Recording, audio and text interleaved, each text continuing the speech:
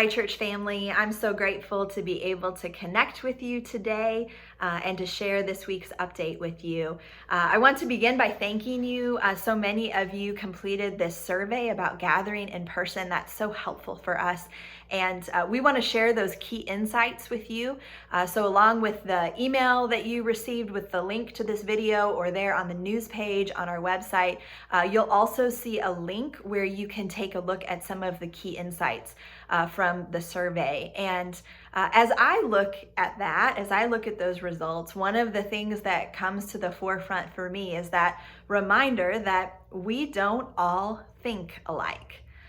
That we have different opinions, and the way that I responded or the way that you responded is not the way that the next person responded, and that's important for us to remember right now. I, keep saying that this is a season in our world, in our culture, and in our church that is ripe for disagreement and division.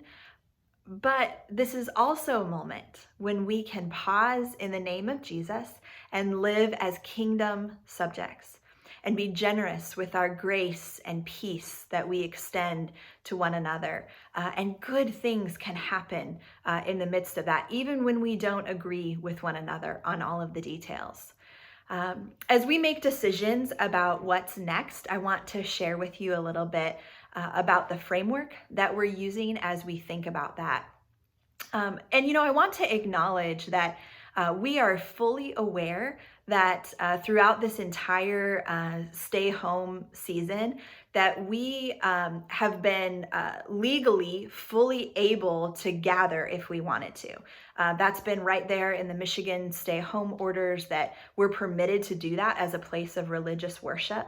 But we made the choice to go online only for a couple of reasons. Number one, the health and safety of all of those who are part of our church family. And second, as a way to be in solidarity with our local community while everyone's making drastic changes to social practices. And so our decision right now to continue in this online only mode is really in that same spirit as we consider the safety of all who attend, and also remaining in step with the social practices in the community that we call home. So as we look to the future together, as we process and plan, we're functioning with those same intentions. And that means that what we're doing as we move forward, of course, we're seeking the wisdom of the Lord. And I would ask that you would be praying with us as we process and plan together. We're trusting that the Lord will lead us in all of this. We're also working hard to prioritize the health and safety of our church. So we're doubling down on cleaning and procedures and safety things that will need to be in place as we gather together again in person. It also means we're gathering feedback from all of you, hence the surveys that we have done. That's very important for us. I've also been really grateful for conversations that I'm having with some medical leaders in our community that are part of our church. Who are helping to advise me and think about what makes sense for our context here. And as we move forward, we're going to continue to seek to be good neighbors here in our local community. And so we want to be mindful of the best practices that are being observed right now in our community. So all of that to say, that means that, as you can tell, we're not rushing back to a really large in-person gathering. But instead, we're continuing to take the time that we believe is necessary to wisely discern our way forward for our context, to make a wise decision for the Alma Church of God. So as we do that, I want to share with you the 3 areas that we're focusing as our areas that are next for us. The first, of course, is continuing our online streaming. We want to keep investing in this. We were doing that beforehand. We'll continue to do this into the future. This is a great platform for us to share the name of Jesus. And so that's going to continue to be something that we invest into. But second, something that we are working on right now is the option of some creative outdoor summer gatherings. As we turn the corner into summer, our outdoor space is some of our greatest, safest space for us to think about gathering together. So we're working on that right now.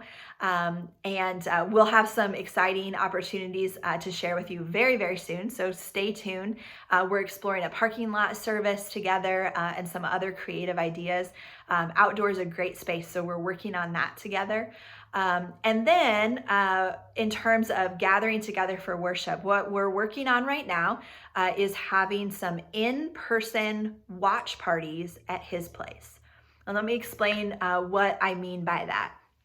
In this scenario, we would use his place because we think that this is the building space that we have where we can gather in person in the safest way, observing some social distancing and the kinds of sanitation things that need to happen where we can spread out well. And what we would do is we would invite people to come in limited size gatherings, and together in these gatherings to watch the service together. That could be live or watching a recording of it. But not actually doing the service live in his place, but rather watching the service together. And the reason why is because what we're sensing as we talk with our church family is that what people are most eager for, what we're longing for the most, is not necessarily to see a live service, but rather just to be together, to be in the presence of one another. That is a great gift. And so we're building in our very first in-person gatherings with that in mind, focusing on the community of being together. So that's why we're looking at these in-person watch parties at his place. We're projecting that mid to late June, we'll be able to start having those. So we're working on all of the details that would be required to do that. I think it's a really good option for us as a first step for some in-person gatherings. Now, I know even as I share all of this with you, I know that we have some different opinions about these things. And maybe some of these plans feel frustrating to you, or maybe you're cheering us on. It's okay. It's okay to have different opinions about things. It's okay if you don't know what you think yet about some of these things. It's okay if we don't agree on everything. But I'll remind us again that even when we don't agree, we can come together in the name of Jesus. We can live as kingdom subjects as we extend grace and peace to one another. This is a great moment to practice kingdom living. Now, I want to remind you, I'm always so glad to hear from you. So please do reach out with your comments and your questions. Let's talk together. I'm always glad to hear from you. I love you. I'm praying for you, and I'm cheering for you. I'll see you soon.